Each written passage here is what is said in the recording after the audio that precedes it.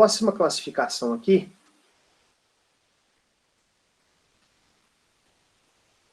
classificação quanto à estabilidade, quanto à mutabilidade ou quanto à plasticidade. Pode colocar uma outra aqui, ó.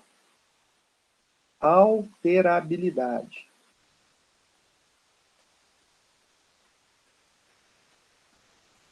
Essa classificação diz respeito à possibilidade de alteração ou forma de alteração do texto constitucional. Como que faz para alterar o texto da Constituição? Então, algumas constituições vão ser mais fáceis de serem alteradas, outras constituições vão ser mais difíceis de serem alteradas.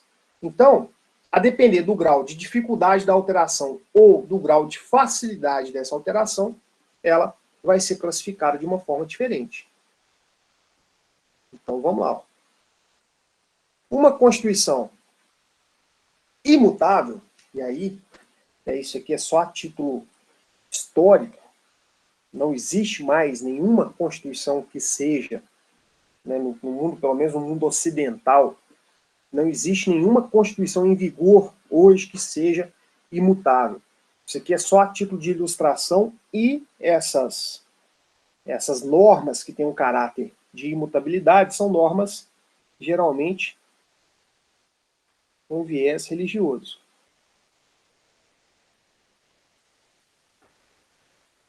Então, pega como exemplo uma norma de caráter imutável, que não é constitucional, pega lá os 10 mandamentos.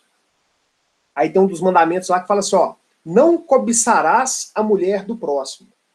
Não dá para fazer uma emenda, não dá para poder fazer uma alteração, né? Não dá para falar assim, ó, vamos alterar esse mandamento e falar assim, ó, não cobiçarás a mulher do próximo, vírgula, quando o próximo estiver próximo.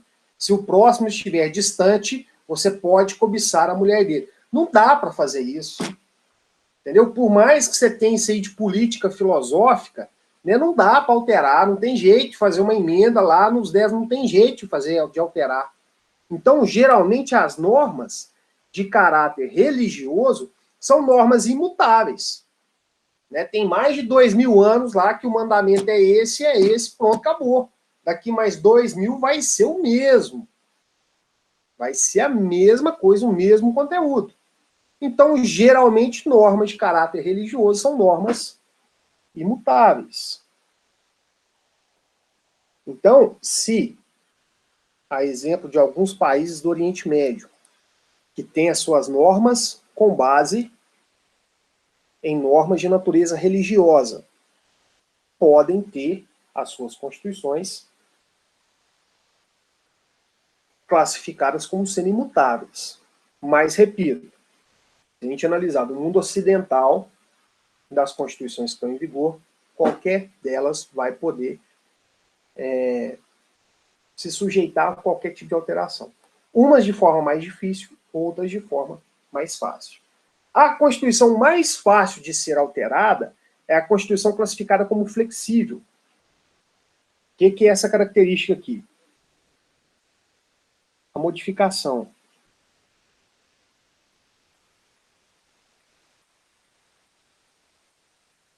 da Constituição acontece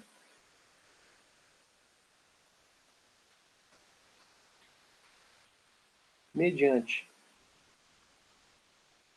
o mesmo processo legislativo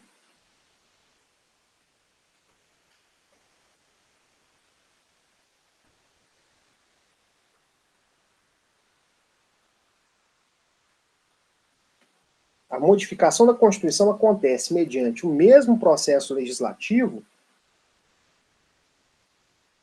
das leis. Por isso, ela é flexível.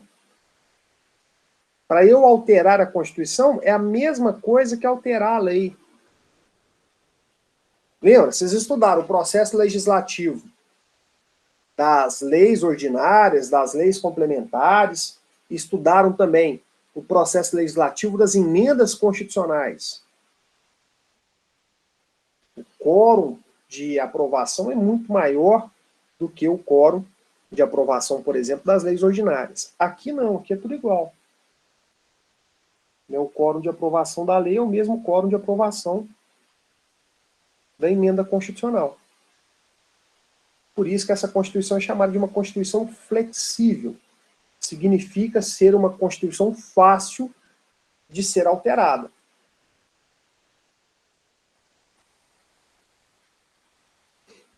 Ó, além da Constituição flexível, eu tenho também a Constituição semiflexível ou semirrígida.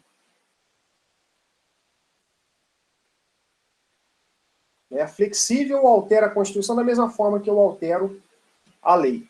E a semirrígida ou semiflexível? Parte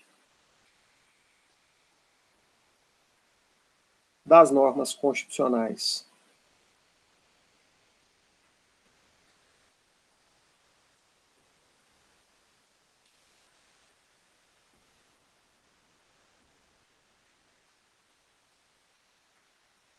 são alteradas da mesma forma. Então, parte das normas constitucionais são alteradas da mesma forma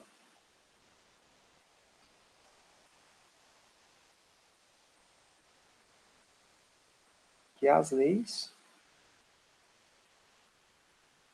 e a outra parte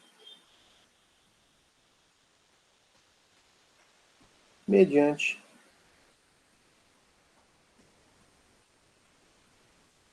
um processo legislativo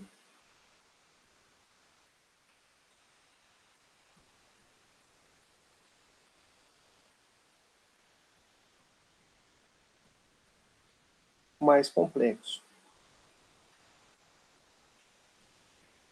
Então é como se você dividisse a Constituição em duas partes. Aí sabe qual que é o critério bom de divisão das partes da Constituição?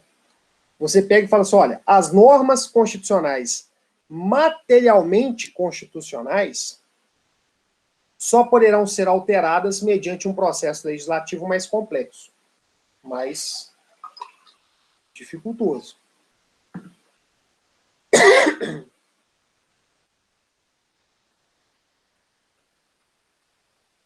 E as normas constitucionais formalmente constitucionais, que não digam respeito a direitos e garantias fundamentais, que não digam respeito à organização do Estado e nem à repartição de competências dos órgãos institucionais, essas outras podem ser alteradas da mesma forma que a lei.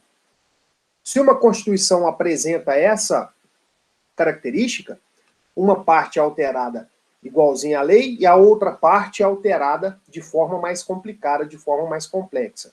Essa Constituição será classificada quanto à mutabilidade, quanto à estabilidade, como sendo uma Constituição semirrígida ou semiflexível.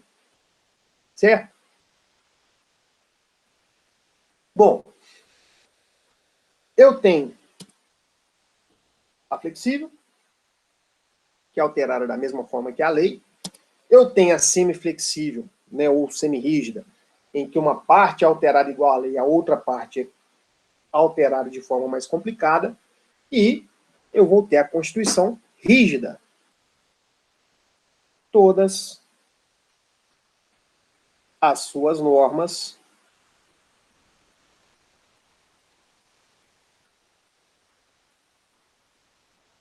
para serem alteradas passam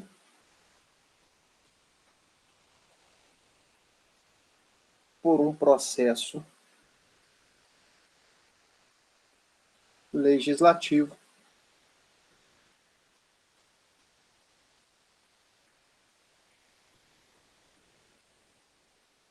bem mais complexo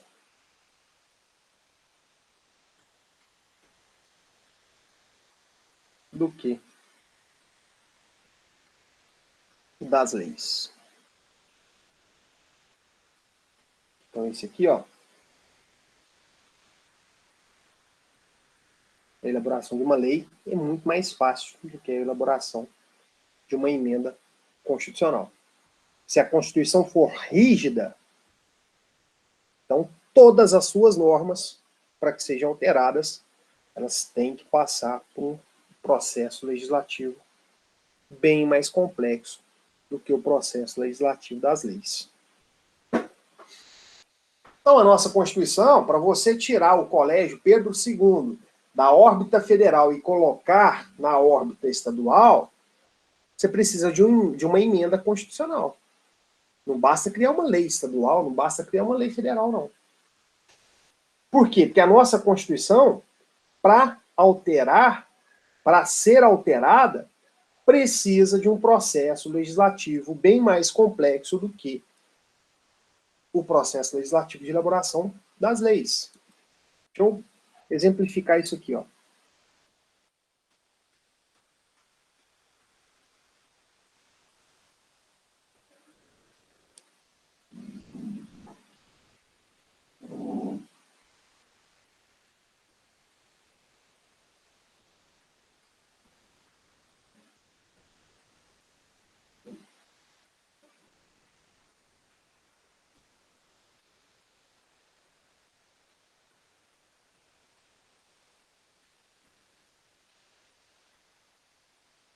Então, olha, a lei ordinária, por exemplo.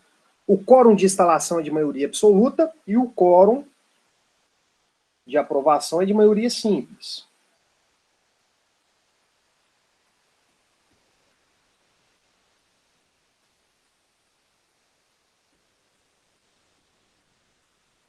Quer dizer, então, que dos 513 deputados federais, dos 81 senadores, né, porque para a lei ordinária ser aprovada, tem que ser votada tanto na Câmara dos Deputados quanto no Senado. Então, dos 513 deputados federais, tem que estar presentes 227, não é isso? 513 dividido por 2. Não, 257, aliás. Então tem que estar presente pelo menos 257. Dos 257 presentes, eu preciso do voto de pelo menos 129 deputados federais para aprovar o projeto de lei. Dos senadores, né, a conta aqui é mais fácil, 41. Dos 41 presentes, eu preciso do voto de pelo menos 21 para aprovar um projeto de lei. Então, portanto, pode ser que eu consiga aprovar uma lei com 129 votos de deputados federais e consiga aprovar a mesma lei com 21 votos dos 81 senadores. 129 dos 513 deputados federais. Agora, quando o assunto é emenda constitucional, eu voto de 3/5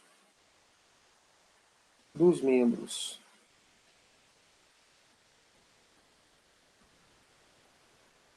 do Congresso, né, de cada casa do Congresso Nacional, de cada casa do Congresso Nacional.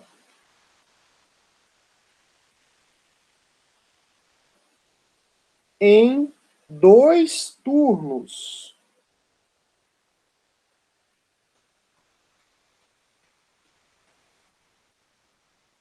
De votação. Então, o que é isso? 513 deputados federais, 81 senadores. 513 dividido por 5 vezes 3, eu preciso do voto de pelo menos 308 deputados federais e eu preciso do voto de pelo menos 49 senadores. em 2 turnos de votação. Então, a emenda à Constituição, ela é votada 2 vezes. 2 vezes no Senado, 2 vezes na Câmara dos Deputados. Está vendo a diferença? Então, é muito mais difícil alterar o texto da Constituição do que alterar o texto de uma lei ou criar uma lei nova. Por isso, né, e seja o Colégio Pedro II, seja o direito fundamental à busca pela felicidade, qualquer que seja a alteração constitucional, ela tem que ser feita respeitando esse quórum de 3/5 dos membros de cada casa do Congresso Nacional em 2 turnos de votação. Ela é votada 2 vezes no Senado, depois ela é votada 2 vezes na Câmara, ou vice-versa. Ela é votada 2 vezes. Se na primeira vez conseguiu lá 49 senadores, se na segunda conseguiu só 48, o projeto de emenda à Constituição está rejeitado, está arquivado. Ele é votado em 2 turnos, e nos 2 turnos precisa-se de, no mínimo, 49 senadores no Senado e 308 deputados federais na Câmara dos Deputados. Por essa razão, a nossa Constituição pode ser classificada como uma Constituição rígida. Olha só, ela não é imutável. Ela já sofreu mais de 100 emendas constitucionais. Ela não é imutável. Ela não é flexível, que é muito mais fácil criar lei no Brasil do que criar emenda constitucional. Ela não é semi-rígida nem semi-flexível, porque senão ela teria lá um artigo que falaria isso. Né? A gente não tem nenhuma informação disso no texto constitucional.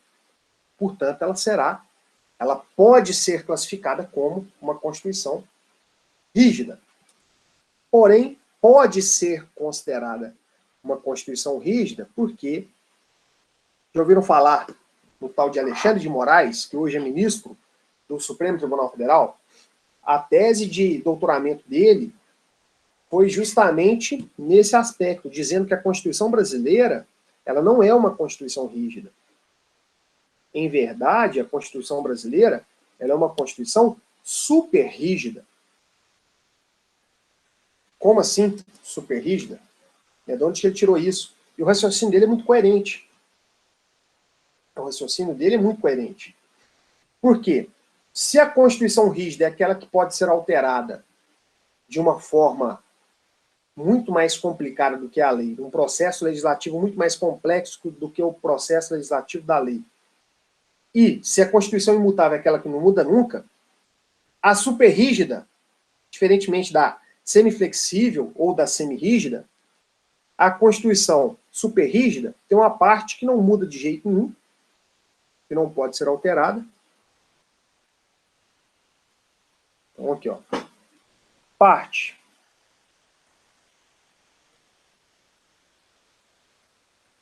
das normas constitucionais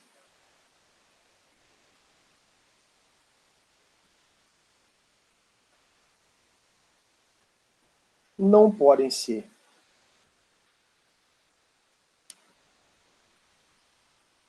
alteradas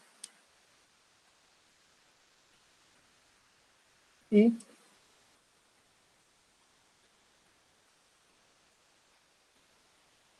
a outra parte não pode ser alterada. E a outra parte poderá, mediante um processo legislativo mais complexo do que o das leis.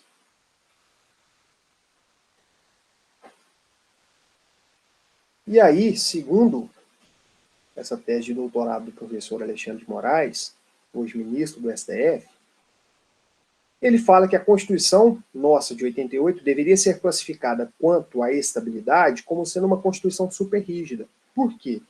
Existe uma expressão que vocês já ouviram, e é cláusulas pétreas,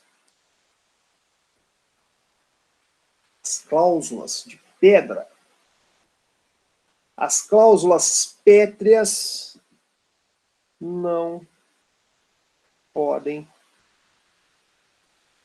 ser abolidas.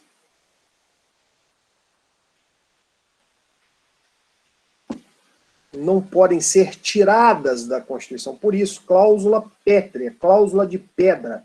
Não mexe nisso daqui. Deixe isso aqui onde está. Não retire. Não diminua, não revogue o que está na Constituição.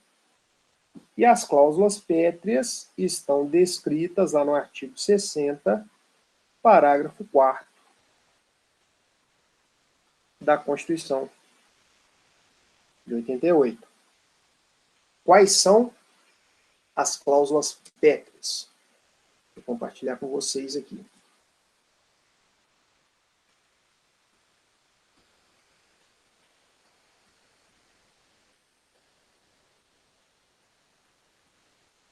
Então, eles estão lá no artigo 60 da Constituição, parágrafo 4º. Aqui, ó. A Constituição poderá ser emendada mediante proposta, e vem aqui, de 1/3, no mínimo, dos membros da Câmara, dos deputados ou do Senado, do presidente da República e tal. Aí vem cá no parágrafo 4º. Não poderá ser objeto de deliberação a proposta de emenda constitucional tendente a abolir. Então, proposta de emenda constitucional que vise diminuir ou aniquilar qualquer um desses assuntos, ela é formal, ela é inconstitucional, materialmente inconstitucional. O conteúdo dela não pode prosperar. Quais são esses conteúdos? Ó, não se pode abolir a forma federativa de Estado. Então, se amanhã for proposta uma emenda constitucional querendo modificar de República Federativa do Brasil para República Confederativa do Mercosul, né, ou então para confederação, ou então para Estado Unitário do Brasil, mudar a forma federativa de Estado, deixar de ser federação para passar a ser Estado Unitário ou Estado Confederado, essa proposta de emenda à Constituição ela é inconstitucional, porque o artigo 60, parágrafo 4º, lista as cláusulas pétreas, lista os assuntos que não podem ser retirados da Constituição de 88. O segundo inciso, o voto direto, secreto, universal e periódico. A obrigatoriedade do voto pode ser mudada? Pode, a obrigatoriedade não está aqui, ó. O voto só pode ser direto, secreto, universal e periódico. Essas 4 características do voto não podem ser extintas nunca. O inciso 3, a separação dos poderes. Então, a divisão das funções em legislativo, executivo e judiciário, isso não pode ser alterado. Não pode haver uma proposta de emenda à Constituição falando assim, olha, vamos juntar, vamos unir o poder executivo ao poder judiciário. As funções agora vão ser correlatas, eles vão trabalhar juntos. Essa proposta de emenda à Constituição será inconstitucional. E, por último, não podem ser abolidos, não podem ser extintos. Espera aí. Os direitos e garantias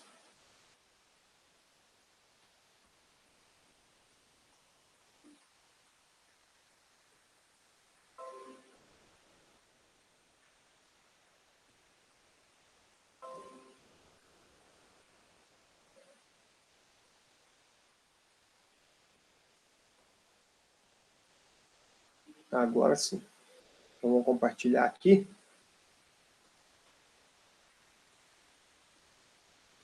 Isso. Por último, não pode ser revogado, não podem ser extintos os direitos e garantias individuais. Por isso que é um discurso extremamente inócuo. Ah, devia ter pena de morte no Brasil. Ah, vamos colocar pena de prisão perpétua no Brasil. É uma discussão estéril, uma discussão que não vai produzir nada. Por quê? Não dá para modificar a Constituição mediante uma emenda constitucional se retirar a proibição de aplicação de pena de morte em tempo de paz, de se colocar a possibilidade de aplicação de pena de prisão perpétua. Teria-se que criar uma nova Constituição. Ainda existe uma discussão que essa nova Constituição deveria respeitar os direitos e garantias fundamentais anteriores. Então, olha só, com base nesse raciocínio, se existem matérias no texto constitucional que não podem ser extintos, se essas matérias não podem ser abolidas, para ser fiel ao termo utilizado pela Constituição, se a Constituição tem ali algumas cláusulas pétreas que não podem ser revogadas, opa, então tem uma parte na Constituição que é imutável. E a outra parte que pode ser alterada, como que eu altero? Eu altero mediante um processo legislativo extremamente complexo, de uma maioria qualificada de 3/5 dos membros de cada casa do Congresso Nacional, e que deverão votar essa emenda constitucional em 2 turnos. Com base nesse raciocínio, é que o professor Alexandre de Moraes defende que a Constituição Federal de 88 seja classificada, quanto à sua estabilidade, como uma Constituição super rígida. Então vamos lá. A Constituição, quanto à estabilidade, pode ser classificada como imutável, flexível, semiflexível, semirrígida, rígida e superrígida. Tá, como é que eu faço para responder na prova? Aí você tem que ter uma maldade muito grande. Se aparecer uma questão na sua prova, no seu concurso, na prova da ordem, classifique a Constituição de 88 quanto à sua estabilidade. Aí vai aparecer lá. Letra A, imutável. Letra B, flexível. Letra C, semirrígida.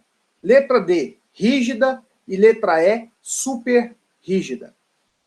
Como que você vai, o que você vai marcar? Você vai marcar a letra E. Vai na onda da teoria do professor Alexandre de Moraes. Vai marcar a letra E, você vai conseguir depois um embasamento doutrinário, teórico, para poder fundamentar a sua resposta. Mas, se você se deparar com uma questão de múltipla escolha que tenha só 4 alternativas, classifique a Constituição Brasileira de 88 quanto à sua estabilidade. Letra A, imutável. Letra B, flexível. Letra C, semirrígida. E letra D, rígida. Aí você fala assim, peraí, eu aprendi que ela é super rígida, mas não tem essa opção nas alternativas. O que eu vou marcar? Marque, sem sombra de dúvida, que ela é rígida. Tá? Então, o cuidado que você tem que ter na prova fechada, na prova de múltipla escolha, se aparecerem as 2 opções, rígida e superrígida, o que eu acho muito difícil, que vai dar margem à anulação dessa questão, se aparecerem as 2 alternativas, rígida e superrígida, vai na superrígida. Agora, se não aparecer a superrígida, mas aparecer a rígida, marca a rígida. Não apareceu a rígida, mas apareceu a superrígida, marca qualquer uma das 2. Se aparecerem as 2, opte pela superrígida. Certo? Então, é um cuidado, uma maldade, um macete que você tem que ter, porque senão você erra uma questão fácil, uma questão de bobeira. Certo? Deixa eu fazer o corte aqui no nosso intervalo, para a gente poder voltar.